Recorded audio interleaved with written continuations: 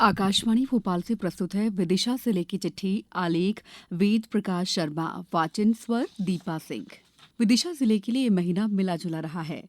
युवाओं के भविष्य को संवारने और बेटियों को आत्मनिर्भर बनाने की दिशा में विदिशा कलेक्टर अंशुल गुप्ता का एक सराहनीय नवाचार अब सफलता की नई इबारत लिख रहा है।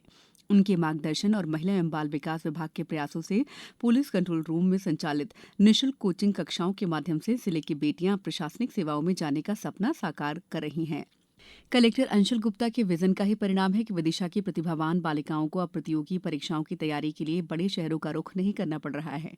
आकाशवाणी से चर्चा में कलेक्टर अंशुल गुप्ता ने कहा कि सशक्त वाहिनी अभियान के तहत बालिकाओं को न केवल निःशुल्क शिक्षा मिल रही है, बल्कि उन्हें सीधे उन अधिकारियों से सीखने का मौका भी मिल रहा है।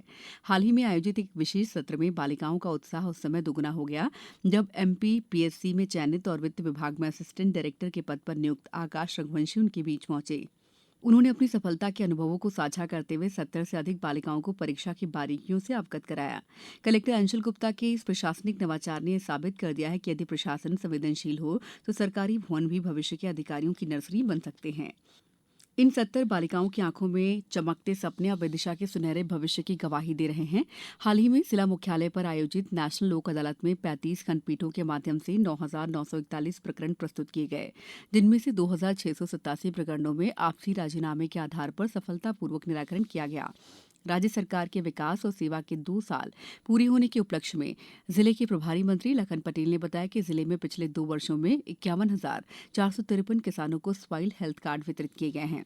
जिले में ग्रामीण सड़क परियोजना के अंतर्गत 10,101.51 लाख रुपए की लागत के 30 सड़क मार्ग और 21,170.58 रुपए की लागत के 11 ब्रिज का निर्माण किया गया है। वहीं प्रधानमंत्री जनधन आवास योजना के तहत 5,910 आवास पूरे किए गए हैं।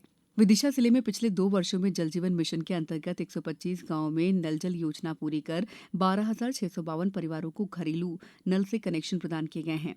प्रभारी मंत्री ने बताया कि जिले में पिछले 2 वर्षों में 50,520 वाहनों का परिवहन विभाग ने रजिस्ट्रेशन किया है। साथ ही वाहन चेकिंग के दौरान 7,242 करोड़ रुपए का राजस्व भी वसूला गया है। पशुओं की घर घर उपचार योजना के अंतर्गत जिला पशुपालन विभाग द्वारा 23,686 पशुओं का निःशुल्क उपचार किया गया। साथ ही 20,000 निराश्रित गौवंश को आश्रय दिया गया है। जिले में विगत 2 वर्षों में आयोजित 40 रोजगार मेलों के माध्यम से 2,338 व्यक्तियों को निजी कंपनियों में रोजगार मिला है। वहीं अग्निवीर सेना भर्ती में 3,209 आवेदकों का प्राथमिक रूप से भारतीय सेना में चयन किया गया है। कलेक्टर अंशुल गुप्ता के निर्देशन में महिला एवं बाल विकास विभाग द्वारा बाल विवाह मुक्त भारत के 100 दिवसीय सघन जागरूकता अभियान के अंतर्गत हाल ही में शासकीय माध्यमिक विद्यालय खामखेड़ा और शासकीय हाई स्कूल करैयाहाट और छीरखेड़ा में बाल विवाह रोकथाम के वृहद कार्यक्रम आयोजित किए गए। कार्यक्रमों में स्कूली बच्चों को बाल विवाह रोकथाम के उपाय और विभिन्न हेल्पलाइनों की उपयोगिता और महत्व की जानकारी दी जा रही है।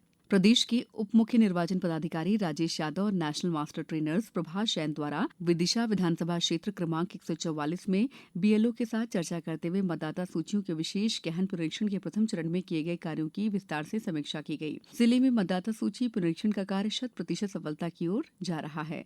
जिले की चिट्ठी समाप्त हुई।